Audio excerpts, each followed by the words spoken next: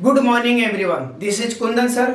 और आज मैं बात करने जा रहा हूं एक एक्सट्रीमली यूजफुल कॉन्सेप्ट के ऊपर जो कि फोर सीन्स के बारे में है। अब यहां से हर बार एग्जाम में भर भर के क्वेश्चन पूछ लिया जाता है, तो इस कॉन्सेप्ट को समझना बहुत ही जरूरी है। तो आइए देखते हैं फोर सीन्स। फोर सीन्स से यदि पास्ट टाइम एक्सप्रेशन का बोध हो, फोर सीन्स से यदि पास्ट टाइम एक्सप्रेशन का बोध हो तो सेंटेंस या तो परफेक्ट में होगा या फिर परफेक्ट कॉन्टिन्यूअस में होगा। अब सेंटेंस परफेक्ट में होगा कि परफेक्ट कॉन्टिन्यूअस में होगा, ये डिसाइड करेगा वर्ब।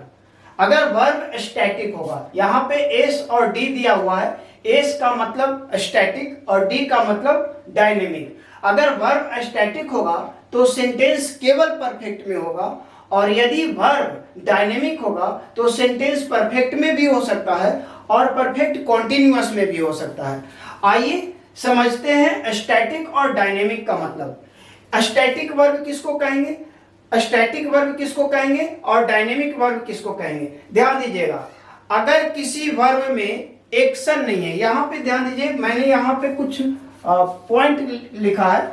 ये एक्शन है, किसी वर्ब में एक्शन है, और अगर कोई वर्ब टेम्पोरेरी है, अगर कोई वर्ब ब्रेकेबल है, इसका मतलब ये हो गया कि कोई वर्ब में एक्शन होता है, किसी वर्ब में एक्शन नहीं होता है। कोई वर्ब टेम्पोरेरी होता है तो कोई वर्ब परमानेंसी का बोध कराता है, कोई वर्ब ब्रेकेबल होता है तो कोई वर्ब अनब्रेकेबल होता है। जैसे कहने का मतलब कि मैं पढ़ा रहा हूं, पढ़ाना कैसा वर्ब हो गया, तो पढ़ाना ये इसमें एक्शन है और ये ब्रेकेबल भी है और इसमें ये टेम्पोररी भी है। कैसे, तो ध्यान दीजिएगा, पढ़ाना एक ऐसा वर्ब है जो एक्शन तो हो ही रहा है, अगर कोई चाहे तो इसको रोक भी सकता है, ये ब्रेकेबल है, और इसमें ये टेम्पोररी है।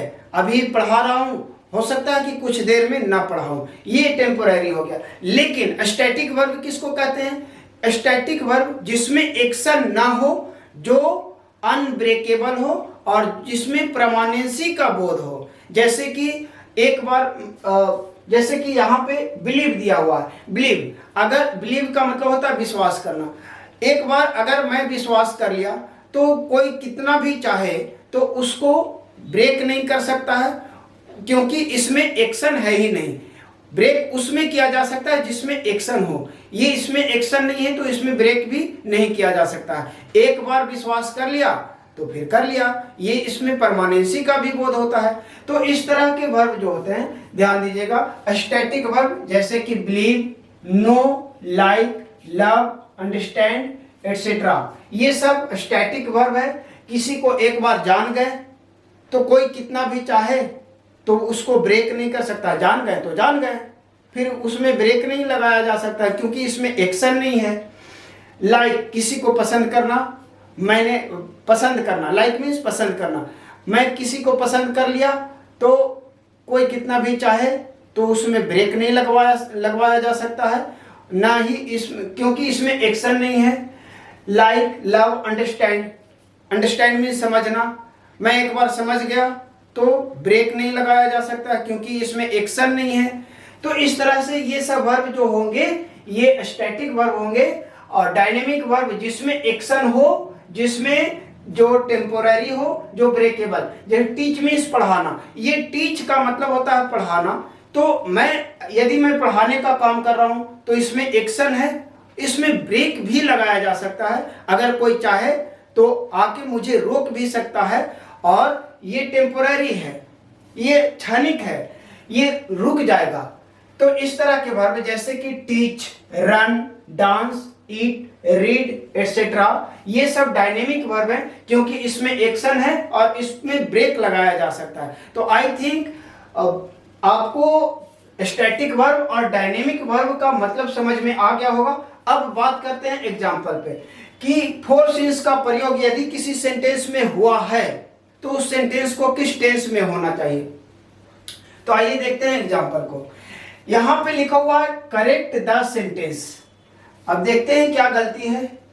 कह रहा कि I am in Patna for 10 years, ये 10 ईयर्स पास्ट टाइम एक्सप्रेशन का बोध करा रहा है, और पास्ट टाइम एक्सप्रेशन का बोध कराने के लिए फोर का प्रयोग हुआ है।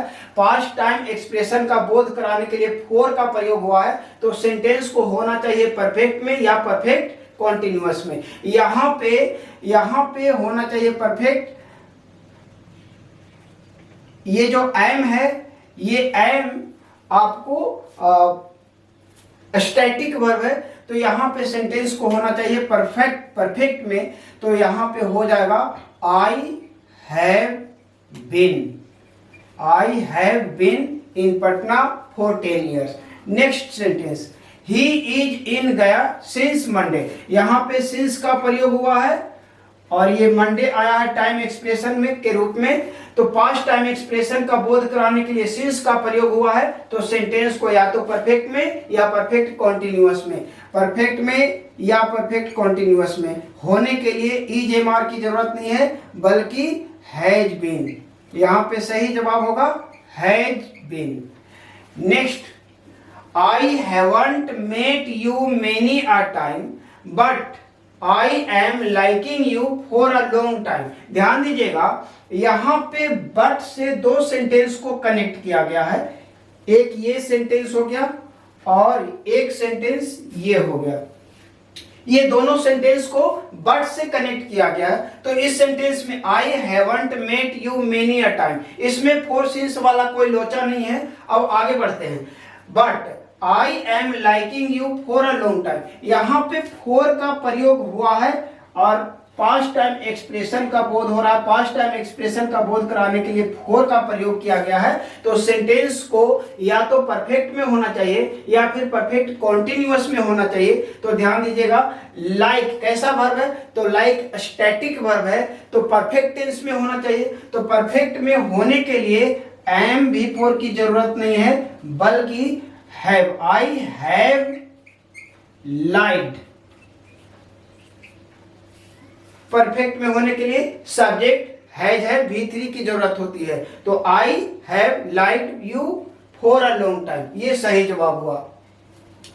अगला question, do you know me since your marriage. यहां पे सिंस का प्रयोग हुआ है पास्ट टाइम एक्सप्रेशन का बोध कराने के लिए। Since your marriage, past time expression का बोध कराने के लिए सिंस का प्रयोग हुआ है, तो सेंटेंस, जब पास्ट टाइम एक्सप्रेशन का बोध कराने के लिए सिंस का प्रयोग हुआ है, तो सेंटेंस को या तो परफेक्ट में होना चाहिए या परफेक्ट कॉन्टिन्यूअस में होना चाहिए। ये डिसाइड कौन करेगा, तो वर्ब डिसाइड करेगा। अब आते हैं वर्ब पे। वर्ब के रूप में प्रयोग हुआ है नो। नो जो है ये स्टैटिक वर्ब है। जब स्टैटिक वर्ब है तो वर्ब सेंटेंस को होना चाहिए, स्टैटिक वर्ब है तो सेंटेंस को होना चाहिए परफेक्ट में। अब परफेक्ट में बनाने के लिए डू डच की जरूरत नहीं है, तो सबसे पहले यहां गलती, और डू डच यहां से यहां तक पूरा सुधार कर ले।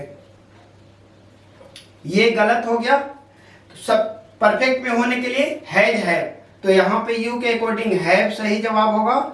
हैव यू, नो के स्थान पे नोन हो जाना चाहिए। Have you known me since your marriage. तो इस तरह से आप देख पा रहे हैं, मेरा ख्याल है कि आपको सही ढंग से समझ में आ गया होगा। फिर मिलेंगे अगली वीडियो में, तब तक के लिए बहुत बहुत धन्यवाद। Thank you so much. Have a nice day. जय हिंद।